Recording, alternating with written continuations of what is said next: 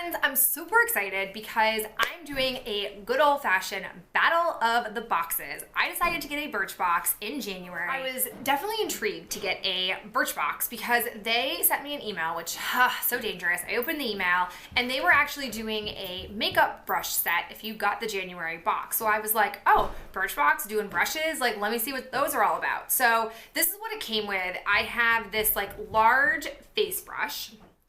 Then you have this like slightly smaller, longer face brush, and it came with three what appears to be eye brushes. So probably like a blending brush, a crease brush, and a like crease / lid brush, and then a angled liner brush. I've used these. I don't really like them. They don't really blend powder product very well, which I feel like it's kind of a necessity for a brush to be able to blend product out, but it had sucked me in, and so now that these boxes are here, I thought I would go ahead and show you the contents. So we'll start with Birchbox and show you the brushes. So this is what the box is. They were all excited because they were doing their first ever like vertical box and la-da-da. So here are the contents. I didn't pick anything in here, and spoiler alert, I'm not impressed. I am not gonna keep my subscription with Birchbox, but they have, if nothing else, these are really good sizes of items. They just don't really excite me. So the first thing I have is this Shiseido Perfect Cleansing Oil. I like that it has a pump on here. I feel like that's a really nice feature, but I'm not somebody who really uses cleansing oils. I don't like the texture on my face. I also, can't really use a cleansing oil or any kind of balm because if I were to touch my eyes, it like messes up my contacts. Like it creates a film on my contact and I can't really see clearly out of my eyes afterwards. So I'll use this, but I'll probably just use it as like a face wash instead. And then we got the Biolage Nourish Conditioner and Nourish Shampoo for dry, dull hair. Again, these have almost 2 ounces in them, so I can at least appreciate that they are big sizes and not like a foil packet of conditioner and a sample of shampoo. But I still have always felt like these things are kind of, you have to use them together, so they should count as one sample. Then we got the Pixie Glow Tonic To Go Exfoliating Toner Pad, 5% glycolic aloe vera and ginseng, single use, so I'm intrigued for those. And then we lastly got the Aero Endure Water Resistant Mascara. So I don't know how I feel about this stuff. I'll have to definitely test it out.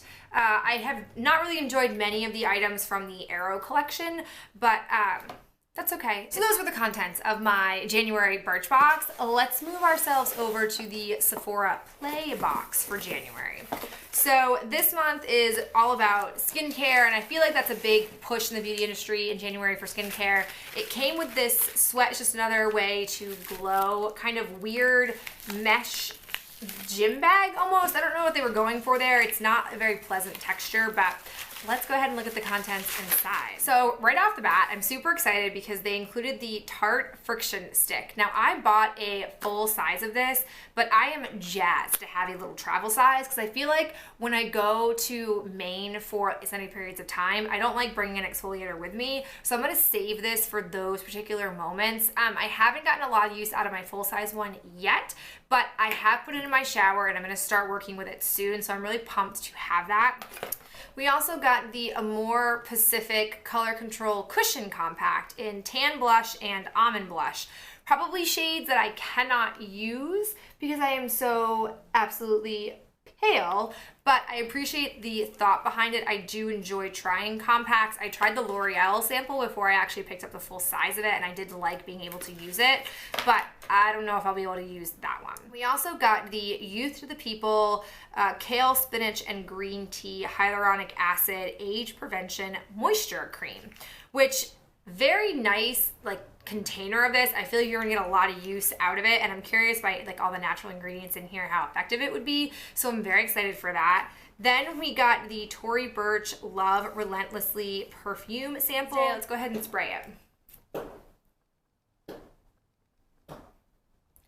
Not my favorite scent. It to me is a very generic type of perfume scent, and it's kind of erring on the side of being a little like baby powder old lady-ish. So not my jam, but I probably will use the full sample. Then we have the Away Treatment Mask. This, we got a sample of their like sea salt spray. I'm totally buying a full size of that when it comes back to like hair scrunching season, because that stuff was the best. So I really have been enjoying this brand. I'm happy to have another sample of this because that's how I discovered the sea salt spray, was through these Play boxes. And the last thing we got was the Clinique Black Honey like lip product. But let's just take a second to notice that perhaps mine is not headed the right way. They seem to have put this in backwards. Like, that's not what this should look like, but it doesn't really matter. I can still use the product just fine. This is what the color looks like. So I feel like even though it's deeper, I can probably go ahead and pull that off, so I'm not super worried. So when it comes to this battle, clearly for me, the winner of this is Sephora Play. And it just really confirms to me, even though there's barely any makeup in this box, I still prefer it more because I feel like there's more variety of things. Getting in Birchbox shampoo and conditioner, it's so redundant. So many of their boxes do that. I don't know. Maybe to you guys, you'll think Birchbox is a really great box this month and you'll be like, Victoria, you're being ridiculous. But I don't know. I just prefer Sephora, and I just prefer more of the variety that they offer, and the fact that it's, I think, higher end brands that I wouldn't ordinarily get to try. I feel like with Birchbox, it's like high end shampoo and conditioner, where I'm not gonna buy high-end shampoo and conditioner. I'm just not that kind of person, so I don't need to be exposed to it in a way. But I don't know, that's it for me and this really quick overview of these two boxes. Let me know which one you thought was better, and if you've got a Birchbox or a Sephora Play, they've been doing more varieties and curations and stuff, so I'd love to hear from you guys on whether or not you got something different, because there can be a bit more variety these days. All right, guys, that's it for me. I'll talk to you in my next video. Bye.